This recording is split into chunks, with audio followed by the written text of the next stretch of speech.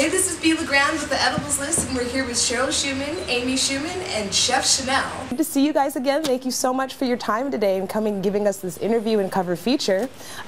We'd like to give our patients and viewers a little backstory about yourself. So would you tell us how you became a medical marijuana patient? Cheryl. Starting with Cheryl. You forgot Shuman. CBD, no THC. Well, a couple of reasons. I started using cannabis in 1996 after my doctors recommended it for a mood disorder. And I found that the cannabis was working far more effectively for me than any antidepressant or anti-anxiety that they had given me. And then fast forward to 2006, I got cancer, and that's when I learned about cancer, CBDs, and certain strains being used for, reducing tumor growth, as well as, providing a better quality of life for end-of-life patients.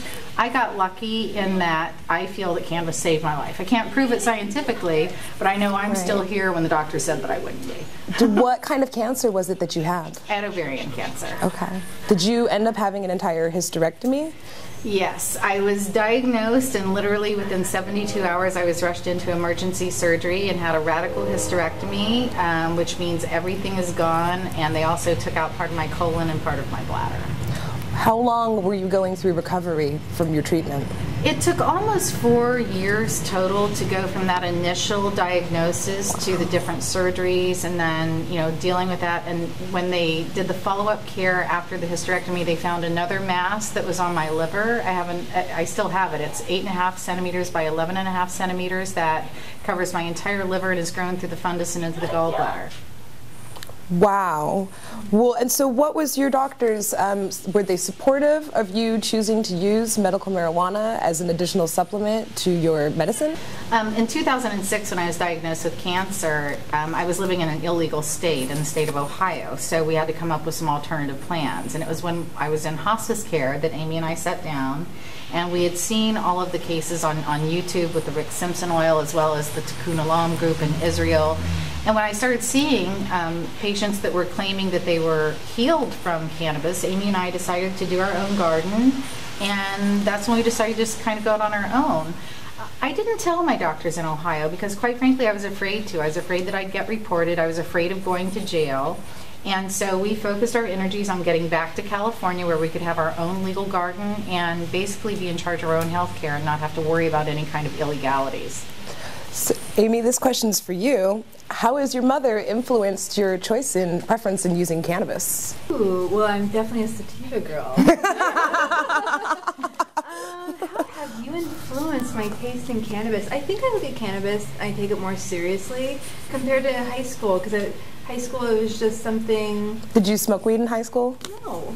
It was never something that you pursued out there on your own as a recreational thing? No. Well, I grew up around cannabis, so it wasn't a novelty with me. It was not some novelty milestone that I had to experience in my youth. So I tried cannabis for the first time a year ago on the ABC 2020 shoot. Is that real? Yeah. Wow. And it was through our chef that I tried it. It was a cannabis-infused meal, and I tried it for the first time, and I said, Mom, you might actually be onto something here. Like, I feel good, and it's not that stupid stoner. It's actually like I feel happy and normal, and it's a better quality of life, so I can understand the medicinal aspect of it for sure. What were you guys doing before you started your co-op? Well, we were working in PR and marketing. Amy has grown up with me, and I've known her entire life. Imagine that. Both of my girls, they grew up with me being an entrepreneur and a single mom. So, we've always had a very open and honest relationship. And quite frankly, I put her to work when she was really young. So she really grew up in the industry, and it's great because she grew up on sets, and she understands how production works and how entertainment works. But one of the things I remember when she would come home, and when I first started using cannabis, I sat my girls down and I had an open and an honest talk with them, because I believe it's very important, especially as a single parent or even a parent in general, to be open and authentic with your children, because the bottom line is they're going to learn about cannabis or drugs or marijuana, whatever you want to call it, in school, and cannabis is much easier to get in school than almost anything else. So I felt it was very important to have that talk with my children about cannabis being used as a medicine for responsible adult use and not for children, and to be treated like any other medication. And the fact that it was prescribed by my doctor, I think, was an added bonus. So I think when you take that mystery out of it, Yeah. it doesn't mean so much. It's like anything else, you know. And I remember when we did the ABC shoot, I've been telling her for years, you know, for me, cannabis works as a superior mood stabilizer. And one of the things that I've seen over the years, whether it be with Amy or some of her friends, doctors are very quick to prescribe Paxil and antidepressants or Ritalin or medicines for ADHD. And then finally one day she tried it, and she did. She looked at me, she said, "I think you're onto something here." And it was actually You're on something. you know, it's been Maybe a a little great both. bonding experience also. I remember when we started the garden together, we went and got the seeds and everything together, and it's been a mother-daughter trip the entire way, literally, a trip. And so prior to starting your cannabis club, you were an optician. Yes.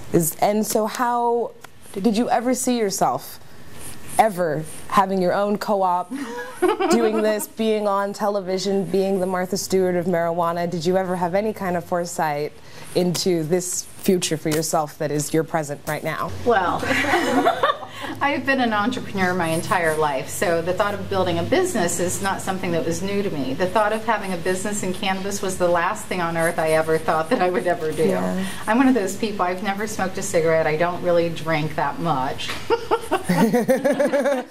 Mimosas. It's funny because, you know, I was 36 years old when I tried cannabis for the first time, and it worked for me. And when you consider the fact it was my therapist that prescribed it for me, so very unusual. And fast forward all the way to 2007, 2008, you know, after I had my surgery and so forth. What basically happened, I mean, I was still in the closet at that point, and I equate this movement, this business, to being very similar to the LBGT movement, because once you're out of the closet, you're out, and it's like you've got to take that stand. And I remember Amy and I, when we decided to get into the business aspect of it, you know, we had a long heart-to-heart mother-daughter discussion, because she's not only my daughter, she's my best friend and my business partner. So we had to talk about it, and I remember the very first meeting that we went to, and we looked around, and I remember saying, you know, if I make it through this, I really want to build a business in this, because it's something that there weren't a lot of serious business people in the cannabis industry at that time. And it just seemed to be a natural fit. And what I saw, when you consider the fact that cannabis basically got a bad reputation because of lies being told about it, we looked at each other, you remember, and I said, look, this is a simple rebranding campaign. You know, marijuana just got a bad rep. It's not a bad plant. It just got a bad reputation. And then we just kind of went into action. It just all happened kind of naturally after that, right? Well, so you and Amy have become the faces of mainstream cannabis use. How has this affected your relationship? It's been a bonding experience, and I can't think of anybody else to go on this journey with other than like my mom. I would concur. We have fun. I mean, it's so funny when we do a lot of video diaries together. We've done 27 national and international media appearances in the past 6 months. And I remember when we started getting approached by production companies, everyone was like, YouTube, it's magic, the mother-daughter thing, you know, we kind of look at each other, I mean, we're just us. You know, I've known her my whole life. I've known you my whole life. We've known each other our whole lives. Has it changed your family dynamic, having the business be this family business? Again, having a family business, and this is any family business, it has its challenges, but it's helped us. It's helped us definitely like listen to each other and hash out the best ideas. And we both have so many great ideas. It's really hard to pick one. And we have great therapists. And we have amazing therapists. In fact, our reality show is going to start out with a therapy session for each episode. I see. Yeah. Okay. Kind of a coach, life coach, like. Because you know what? It's so funny. You love your family. We love each other very much. But working together. That's a challenge. It's challenging. And then also being females with emotions. Mother-daughter dynamic. I mean, everybody has a mother. And and it's not always easy. But we love each other, no matter what. Well, so. You goofball. What exactly set you down the road of becoming, or what would you say would be the pinpointed moment before it became an overnight sensation of being deemed the Martha Stewart of marijuana? It's very simple. Where we really crossed a turning point. You know, it was really, Amy was always there behind the scenes, but she's been very private her entire life. She was also getting her doctorate in psychology, and her dream was to be, you know, a psychologist and, you know, to help people that way.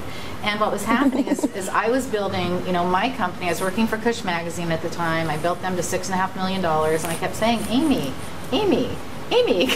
come on board, because I need to start growing up, and things are really growing. And I remember she said, when it's serious, Mom, and when it's all built and done, just let me know. And we were getting TV offers right and left. I had like 7 offers for my own TV show, just me together, because Amy at that point was very private and didn't want to be on camera, because you give up all of your privacy at that point. Once you become a public figure, there's really no going back. And then I'll never forget, we had the ABC 2020 and Nightline and Good Morning America and Katie all call within the same week. And she said, you know what, Mom, I'm in. It's time. I realize now that this is the time. And as you know, we're really at a turning point and a tipping point with the cannabis industry in general. And it's kind of now or never. And then once she decided, I remember telling her, I said, Amy, you're great, and you'll make a great psychologist if that's the path you choose. Right. I'm great too in the path that I choose, but together, and everyone told us this, together it could be something magical. Yes. Because no matter who you are out there, and no matter what background you come from, everyone can relate to the mother-daughter dynamic. Mm-hmm. And you know, she has been there with me throughout this entire journey. She's been my best friend. That little, we laugh and say, she's the wind beneath my wings. But really. I mean, there have been so many times when my health would be, you know, challenging, and I just collapsed in Denver just a few months ago, and Amy was there, and thank God she was, because she was able to get me to the ambulance and all that, and into the hospital, and I'm here and back and better than ever. But without Amy, I wouldn't be here. Well, without cannabis, my mom wouldn't be here. And a lot of people, when they look at her, they're like, wow, you look so healthy. Well, it's because of cannabis. So, definitely. And it's a youth serum, too. Especially when you put it on the skin topically. Yes. So when you appeared on Katie Couric, you said your Hollywood friends found out you had cancer, but they also had found out that you had a collective garden. Were your friends supportive, or did they feel like they were kind of outed in your social network? Oh gosh, no. I remember we came back, we had literally just gotten back, we started our garden, and I started calling my friends. The very first call was my friend Dory, who's a casting director. We've been friends for over 30 years. I called her, I said, Dory, I just want to let you know, I'm back. We started a garden. Within an hour, I got a call from her brother, who is the executive producer on a show called Wilfred. And he calls and says, oh my God, Cheryl, I'm so sorry. I heard you have cancer. That's terrible. But I hear you have a marijuana garden. And that's so awesome.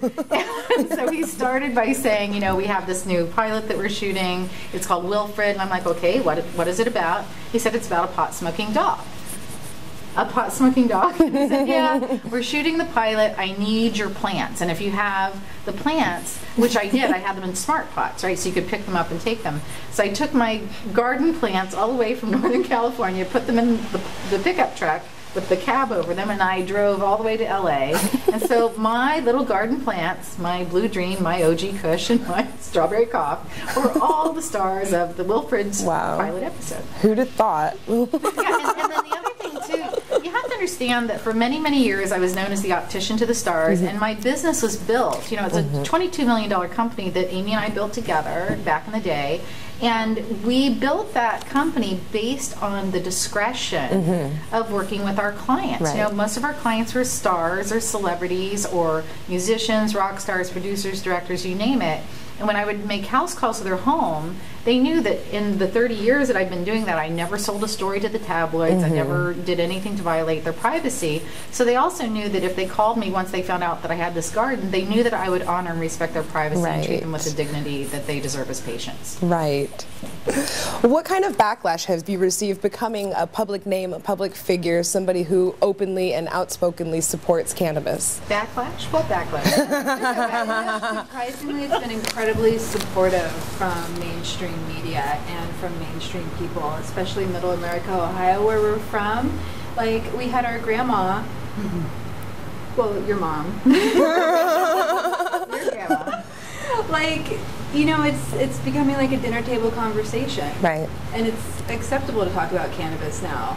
So Well, the thing that I've noticed, I mean, Amy's absolutely correct, but the thing I've noticed also is I think we've gotten over 200,000 emails from the media appearances that we've gotten from people all across the country that have said, thank you so much for representing cannabis in a mainstream way, especially with the mother-daughter family angle, because I showed that to my mom, or I showed that to my dad, or I showed that to my grandparents, and now they're listening, and I hear that every single day.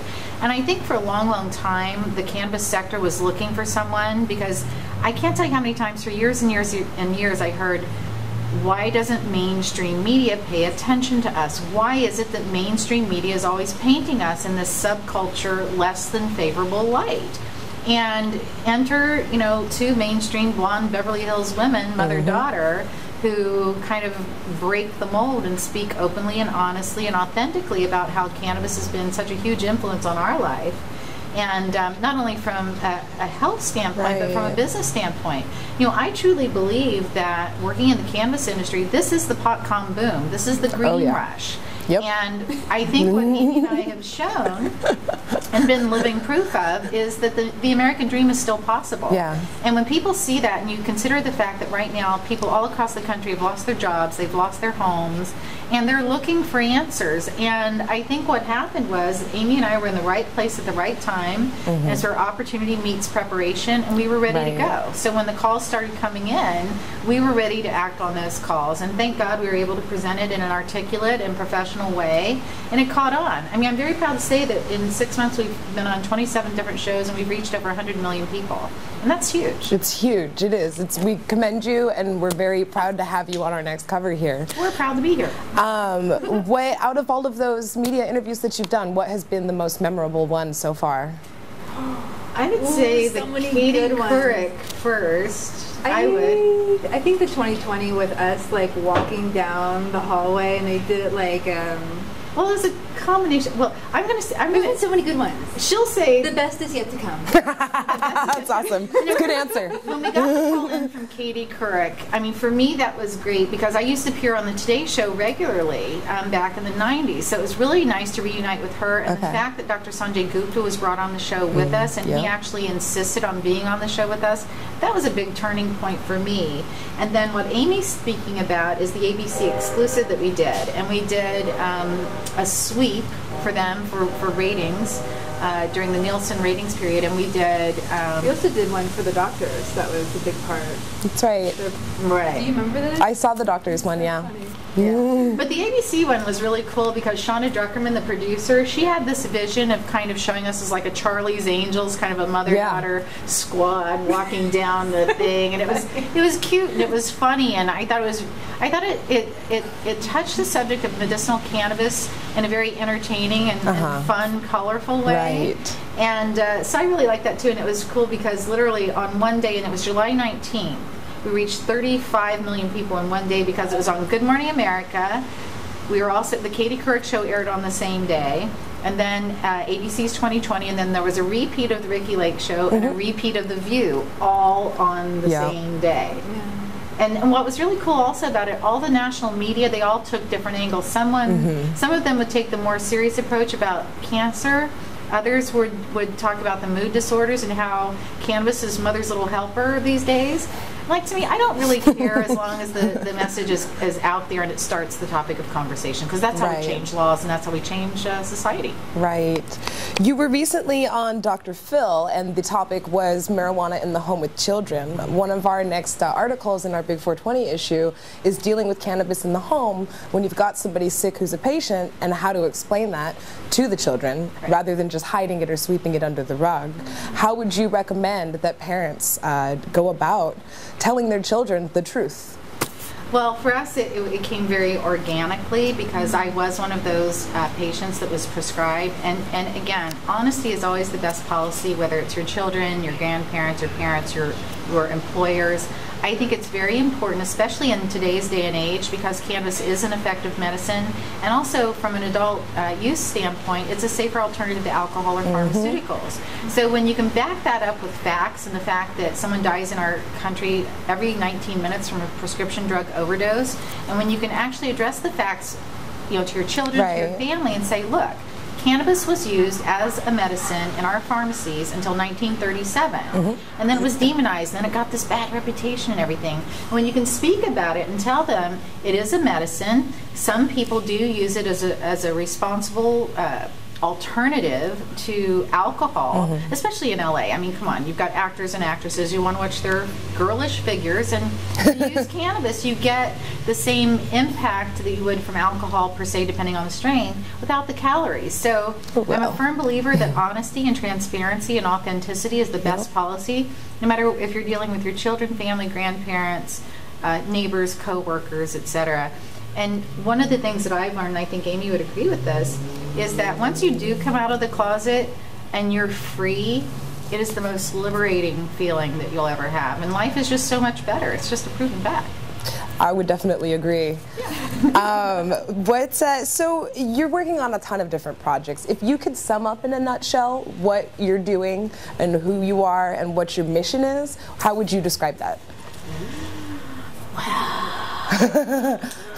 Question. Yeah. For me, the most important aspect about cannabis, I think, is the social aspect of it. Cannabis is the only drug that I know of that is best shared with your friends. There's something about the community and building that. It's like a ritual. Yeah, it's.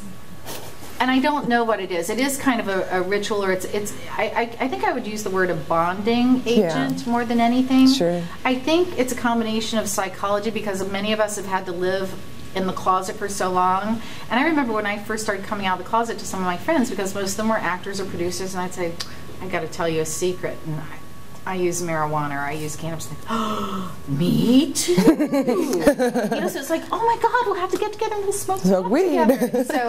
So I think it's very important as far as a bonding agent. And when you can gather with like-minded people who are literally dealing with the same socioeconomic issues, I think that's very important. Now, for us specifically, because most of our friends and family or whatnot are in the Beverly Hills area or Los Angeles area, our friends are mostly entertainment driven. They're actors, they're producers, they're directors. And we all know that the entertainment industry is very strongly in favor of cannabis. So for us, what I miss more than anything is being able to have a fine dining experience with a great chef, right? who can make a wonderful meal that you would have, and when you can do a meal and do a cannabis infused meal, plus be able to vaporize or use cannabis, whether it be in the privacy of your own home with a great meal and enjoying family and friends. Or my dream is ultimately to take the Beverly Hills Cannabis Club concept worldwide and to build 420 friendly fine dining establishments, 420 friendly resorts, and that's what the Beverly Hills Cannabis Club is all about. It's about bonding like-minded people from the same kind of groups where we all get along, we all love each other, we all enjoy each other, and we're building not only a future, but we're building a great business. My ultimate goal is to build something that's kind of a combination of a Soho House meets the Grand Havana Room.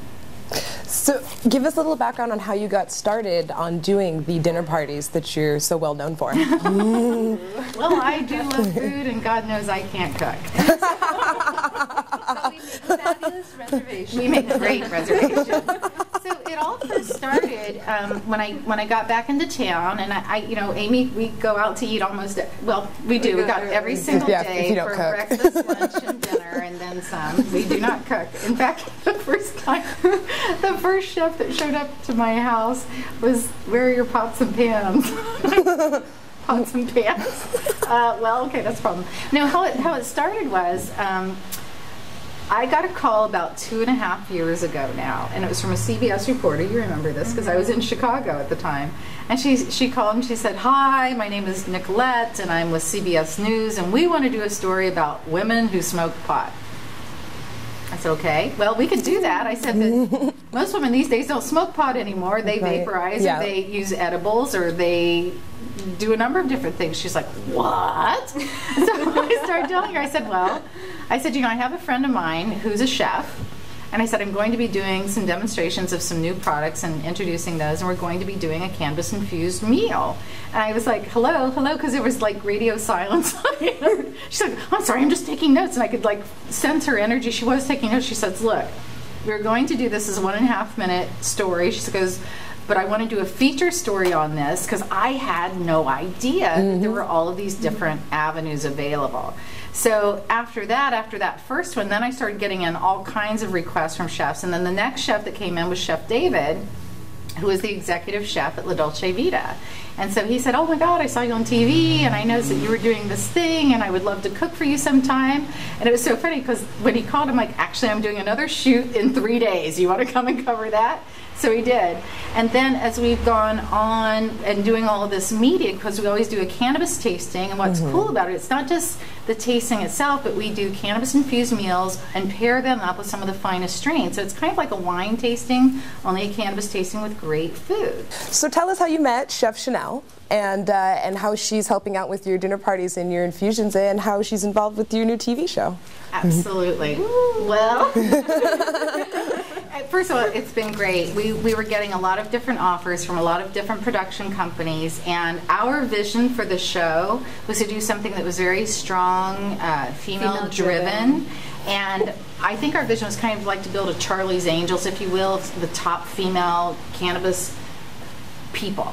And so I was looking around for some of the top training schools, and I looked at it, and so I reached out to Chef Chanel. I dropped her an email and I said, look, we're going to do a casting call. And we'd already had over 1,000 people that had responded because we put out the word to everyone, and we were looking for something very specific. We wanted to be a beautiful woman, classically trained, fun, nice, sweet, camera friendly, intelligent.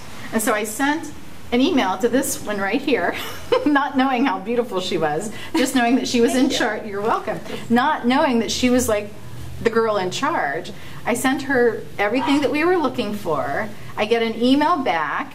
I'm looking at it. She says, by the way, this is my picture and my resume. And at first, honestly, I was like, okay, fine, whatever. And then I remember watching it download. I was like, wow. Wow. Do you remember? I'm like, Amy, come here, look at this. And I saw her, and look, she's absolutely gorgeous. She's sweet. She's kind. She gets it. And she's an amazing cook, and she has so many great ideas. So we connected. Of course, I had to get this one's approval first. Of course. Because this is a family business, and how we operate our business, it's with a lot of love and a lot of caring, and we treat the people that work with us as family. So I told her, I said, you've got to come in, you've got to meet Amy, you've got to meet Stella. So we met for coffee, and we just met for the first time face-to-face a couple of weeks ago. And it was really magical because she really does, she has everything that you could ever want. She's charming, she's beautiful, she's classically trained, every single little thing on our wish list. And then we called the producers. I'm like, you aren't going to believe this. We found the girl. I'm like, how'd you do that so fast? And then I told them the story. And then I don't think he really believed me. And then I sent your pictures and everything. I got one word back. You want to know what it was? What was it? Wow. Wow. Wow. And that's how it happened. It is. How was it for you? I mean, I think I got the phone call and, hi, this is Cheryl Shuman, and I was like, I'm not really familiar with that name. So then I did some Googling, and I'm like, whoa, all right, so this is interesting. This is not a road that I've been down before. But for me, what I'm going to bring is my culinary background and looking at food beautifully and, infusing it. I'm going to look at it just like another ingredient, another herb that I'm going to cook with. Tell us a little bit about your culinary training and how you got started cooking and baking. So I was classically trained at one of the top schools in the world, actually, and going down the culinary road is the choice I made. Pastry came really easy to me, so worked in hotels, restaurants, private chefing, catering, did every piece of the puzzle. Got certified on the pastry side of it last year through a third party, so I come with both pieces of the puzzle. And this is the last piece that I haven't been able to venture down, so I love learning, and this is an area that I get, like I have said to you, is unfamiliar to me. So to add this to my artillery, I'm very excited about. Awesome. I'm excited for the next dinner party. Well, what's really beautiful about it is right after we met with her, we have so many venture capital folks and investors that are looking at us. And so we're putting together a presentation reel. And so Amy and I, we're going to announce on Monday, we have expansion plans for 10 different Beverly Hills cannabis clubs throughout the country. Wow. And that will be, I mean, you know how Hard Rock Cafe has their merchandising arm? So it'll have that, plus it'll have fine dining, plus the cannabis. So if you're familiar with the Grand Havana Room and how that's a private cigar smoking lounge, and then you have the Soho House, which is a private dining facility, and it's all private and part of the Beverly Hills Cannabis Club, and then there's the merchandising aspect. So the great thing about the TV show is the TV show that we're doing, it's going to basically document our adventures along the way as we make the American dream happen. Basically, kind of sort of live on TV. On television. Yeah. Just to backtrack a little bit so our viewers and patients and readers have an idea, explain to them this TV show opportunity and what your show is going to be about and how it's unique and one of its kind in its arena. Sure. Ooh. Well, it's, first and foremost, it's a show about a mother and a daughter. Yes. That involves cannabis. Yeah, cannabis. It's all ladies. Yeah, it's all ladies. But the main part of the show, it's definitely a show about a mother and daughter and those dynamics, and we all have parents, I hope. But we all have that dynamic with our mothers especially that I think people will find incredibly relatable. Yeah. Well, and so now in the past, the only weed or cannabis TV shows out there have either been documentaries like Weed Wars or stage scenario situations that are all a bunch of young, maybe not the brightest potheads, so to speak. How is this show going to be wildly different than that? Well, just, yes. Okay. Yes. Okay, so let me fill you in. Before Stephen D'Angelo was tapped for Weed Wars, that was produced by a company that was the Braverman Company, and they had actually approached me when I was working with Kush Magazine to have that be the focus. I could not do it under the time because I was under an exclusive contract and I wasn't allowed to do it. So then they went with Steve and basically did the dispensary format. The next offer that came in was from Weed Country, but that wanted to focus on an illegal grower. And again, these are all male-dominated stories.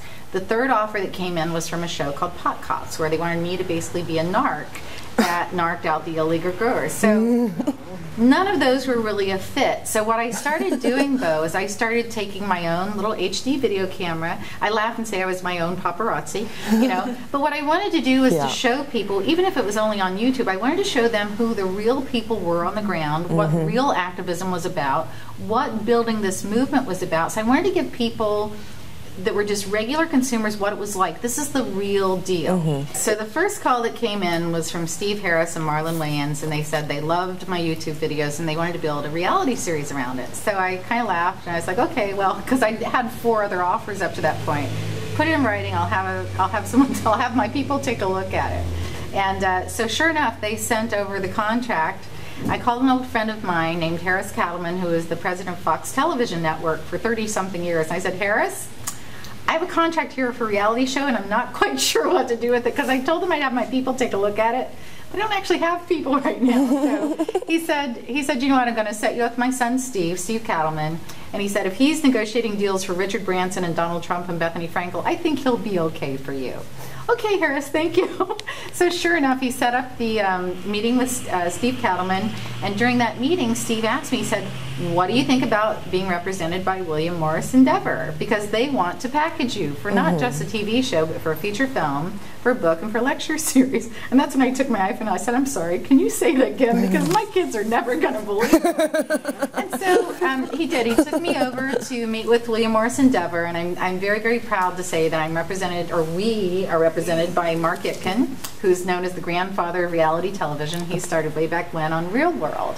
And it's been great. Okay. I mean, they've hooked us up with all the best production people. We had multiple offers, and we ended up deciding where to go, and it's been great. And we've also just found out that Morgan Spurlock is going to be working with us, which we were honored. When we got the call from the production company, and they said, "How do you feel about Morgan Spurlock?" Amy and I both went, "Yes!" Because we had done a segment on CNN with him. Remember that? Yes. And it was so cool. He's just so lovely and so fun, and I knew that he would be good to us in sharing our passion for the plant. Yeah. So it's just great, you know. And so what's different about this is it's a very strong, female-driven, mother-daughter family show, and how Mark describes it with female characters joining us. But as Mark described it, my agent, he said, "Look, this is going to be great because people are going to tune in because it's marijuana, and then when they see you guys or girls or ladies or whatever, and then the chef, and whoa." I'm like, okay, this sounds good to me. So we are working on 8 episodes, and I just want to show like the female aspect because, you know, the plant is female, everything's female, and I think it's going to be something different because people will tune in because it's marijuana, and then when they see that it's well different done, because I don't think Morgan's going to do a Real Housewives. Like, I feel it's going to be incredibly well done. Right. It adds legitimacy and Yeah, value to the project, not just that it's another reality show. You've got Morgan Spurlock on it.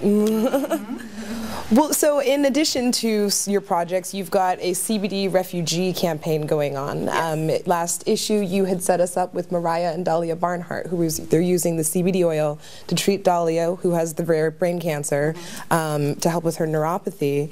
Can you explain to everyone what your CBD Refugee Campaign is and how it got started? Well, it goes back to Colorado, and that there is CBD available, just not in Colorado, but through the hemp plant, and it can be shipped legally. So it's just an awareness and education that you can get your CBD, not just from Colorado. You don't have to uproot your family and uproot your life and move thousands of miles. Well, how we started getting really actively involved in it, remember we did the Gone to Pot special with Dr. Sanjay Gupta? And that's when Dr. Sanjay Gupta really switched positions on recognizing the fact that cannabis is a medicine, and specifically he was focused on CBD and how that had worked with a young girl by the name of Charlotte Figi, who was using a CBD dominant strain out of Colorado. And what happened then, because it was, I mean, and we used to talk about this all the time, if cannabis or CBD were discovered in the Amazon jungle today, it would be seen as the next superfood, a miracle drug. And Whole Food shelves everywhere. Yeah.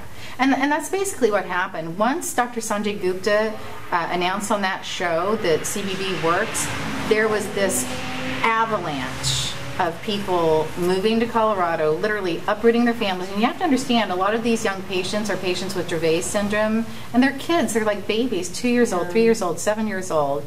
And when you're a parent that has a child who's suffering so desperately, you'll do anything to give them a better quality of life. So what happened was you had all of these families uprooting their lives, their jobs, their children, and moving to Colorado, only to find that the supply was very limited. And so what you're seeing now is there's a lot of different companies that are coming up with hemp-based CBD oils and concentrates that work just as effectively as cannabis strains. And the good thing about the hemp-based derivatives of CBD is the fact that they're less than 1% THC, and you can ship them anywhere in the world. And so that's a huge awareness campaign. So what we wanted to do is just make sure that people know that there is an alternative. There's a safer alternative. You don't have to move to Colorado. You can stay where you are, and you can help your child or you can help your loved one to have a better quality of life. And we dedicate ourselves to that mission of educating people. But doesn't involve getting high. And it doesn't, because there's no high. THC. Exactly. Well, that's the big misconception. Most people, when they hear about THC or CBD, they don't understand the difference. And when you tell them that there are so many different, 27 different chemical components of the plant itself. 85 different cannabinoid profiles. Exactly. And when you tell people, hey, there's cannabis and there's hemp products that don't get you high, it's like, what? I mean, people are, what? Yeah. And they don't believe you. I remember the first time I was telling people on the Katie Couric show, I was saying, look, I use CBD dominant strains that don't get you high. At first she's like, what do you mean? I don't think she even believed me at first. Didn't understand it. And now everyone knows. Yeah. No, that's... Sort of. it's definitely it's like a miracle drug that has so many benefits to it, and then, you know, you can utilize it in so many different ways. It's the most renewable resource on earth. You can turn it into fiberglass and make an entire car out of hemp. Yeah. Yeah. So you have a special coming up that you're shooting with Sanjay Gupta, Dr. Sanjay Gupta, with CNN.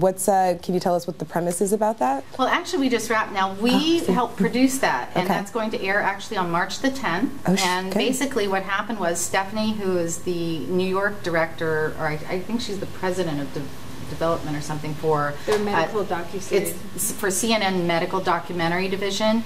They reached out to us after we had done a couple of other CNN pieces with them, and they've decided to open up an entire West Coast division specifically to address marijuana topics and stories. So they reached out to us and said, oh my God, you were so great on our shows. Can you help us find other stories? And that's what's happening. We've been so blessed with working with CNN and Dr. Sanjay Gupta and Anderson Cooper and just so many people. So they reach out to us because they know, I mean, we're blessed in that we have our finger on the pulse of really what's going on in this community, both from a patient aspect as well as a business aspect. So we're able to work with these news outlets, and that's a lot of what we do is we produce content. And this is a very content-hungry sector right now, and I think you'll see that almost every single day there are stories about cannabis, you know, whether it be recreational or, you know, for patients or whatever. So that's what we did, and I'm very proud of that. So that's actually going to come out March 10th, and then they have 3 other documentary specials that we're going to be working on as well. Wow. Yeah. Well, so where do you see cannabis in 5 years? Oh my gosh. Legal. Well, I truly, you know, I'm very opinionated on this. I really believe that President Obama is going to sign an executive order by the end of his presidency. I firmly believe that by 2016, cannabis will be legalized or at least decriminalized or rescheduled by the end of his presidency. Yes. And I think with what you're seeing with him announcing these new regulatory guidelines come out from the banking industry, he's already talking about, you know, gay marriage and So I think he's taking steps to see, okay, how is this on public opinion? Keep in mind, this is his last term. So when you consider that and you see how much the public opinion polls have leaned so strongly in our direction, I firmly believe that he will sign an executive order to leave a legacy behind, because at the end of the day, it's all about leaving a legacy. And even if he doesn't, Hillary's going to win, and she's going to legalize. So regardless, we're going to be in really good shape. And the way I look at this, you know, I call it the .com boom, very similar to the .com boom. The people who are in this now and leading the way, those are going to be the pot rush is here. Yeah, green rush. We call it the green rush instead of the gold rush. You know, because you don't have to find or mine the gold. You can sell picks and axes too. Well, back in the gold rush, remember, it was the ancillary businesses that really made the billions of dollars. I mean, when you think about Levi Strauss was built on the gold rush. Yep. Yeah. No, absolutely. Well, so Ed, are there any other projects that you're working on that you wanted to share with us? Well, one of the things we were brainstorming about just this past coffee date with Chef Chanel is, like, my ultimate dream is I would love to build some kind of a culinary school that teaches people how to teach with cannabis, educational seminars on how to cook with cannabis, whether it be a weekend course or, you know, a pay-per-view of some kind or a downloadable iTunes thing. I mean, we've been brainstorming a lot. She's brilliant. Amy's brilliant. So I think you're going to see a lot of things coming out, and especially with the TV show as well. You'll have to join us for our web series for cooking. Absolutely. My background is, for the last 8 years, has been in education. So when Cheryl brought it up to me and sitting with Amy and talking just kind of like the things she was asking for, I'm like, I think I can help you there with that idea. So I'm a teacher at heart, and to be able to share, I've learned so much from both Cheryl and Amy about the movement and how it's helping people, and that's really exciting for me to be a part of. Yeah, it's its own revolution. It really is. Then it's prohibition ending all over again. Exactly. What would you like your legacy to be when people look back on Cheryl and Amy Shuman, and 10 years from now? How do you want people to perceive you or view you or know what your legacy is? I want my mom to be the Pauline Sabin of our generation, the woman who helped end marijuana prohibition. And what about you? Well, for me, thank you for that, Amy. I mean, we've talked about this. We were both very inspired by the Pauline Sabin story. This is a woman who was a society woman who back in the 1930s led a group of her society female friends, through Ladies Who Do Lunch, who gathered together, who effectively overturned alcohol prohibition. So I do see a lot of commonalities and similarities. For me, I want to take it a little bit step broader than that. This is really about showing that the American dream is still possible, and when you look at the fact that so many people have lost their homes or their jobs in this economy, we're living proof, and that's one of the things I'm really excited about with this TV show, is we can show that literally you can build a business from the ground up, the American dream is still possible, and you can do it with a lot of love and friendship and family. And the family business is still alive and well. It's true. That was awesome, guys. Thank you so much. Thank you. Yeah, Thanks for thank you. having That us. was great. Is there anything else that you wanted to share that you guys are working on, or did you miss anything? Find us on BeverlyHillsCannabisClub.com. Yes.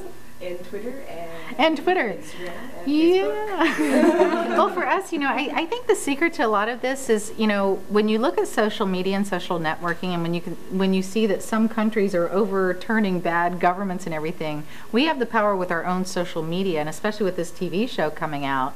I really believe it's going to change the world. I think it's going to change the course of public opinion. I think it's going to change laws. I think it's going to change the world. I really believe that.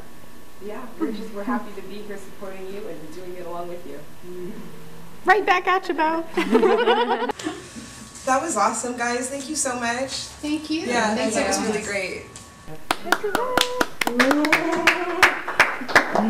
great.